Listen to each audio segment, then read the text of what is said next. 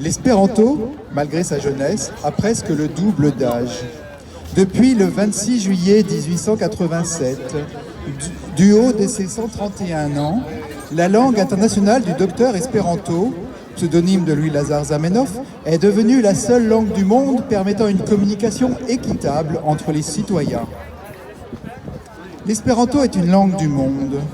Il s'agit en effet de la seule langue au monde dite artificielle, qui a été construite avec art, qui a acquis le statut de langue vivante, grâce à une production littéraire, une presse au lectorat mondialisé, une production musicale, des congrès mondiaux, une académie et surtout une communauté grandissante d'espérantophones sur tous les continents, qui l'apprennent et l'utilisent parfois au quotidien, voire à la maison et même pour certains depuis la naissance, n'est-ce pas? C'est un fait peu connu du grand public. Mais l'espéranto a connu récemment un renouveau à l'échelle mondiale grâce à un pays virtuel, Internet. Par exemple, des centaines de milliers de pages sont accessibles en espéranto sur Wikipédia.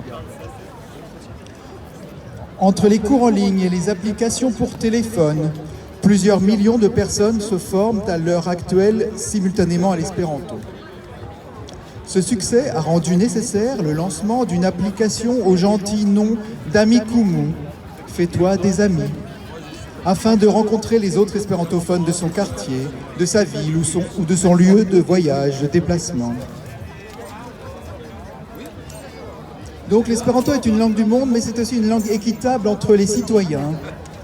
L'usage de l'espéranto entre personnes de langues maternelles différentes permet aux citoyens de quelque pays que ce soit de maîtriser une langue suffisamment régulière, facile et rapide à apprendre, sans obérer le temps disponible à en apprendre d'autres, selon son goût personnel, ni de reléguer sa propre langue nationale ou régionale aux oubliettes. On évite, ce faisant, d'imposer sa propre langue à son interlocuteur, de se soumettre à la sienne, ou bien de balbutier chacun dans une langue tierce. Cela peut paraître à certains utopique, mais c'est une utopie compatible avec la réalité. En effet, cette noble idée de communication équitable, que toutes les langues de la planète se valent, peut être pratiquée en même temps que le modèle dominant. Comme l'usage des courriels n'interdit pas de continuer à envoyer des cartes postales, parler l'espéranto entre citoyens engagés et partageant la même philosophie n'interdit pas les solutions en mode dégradé avec le reste du monde. Avec une langue dominante, on fait du business. Avec l'espéranto, on se fait des amis.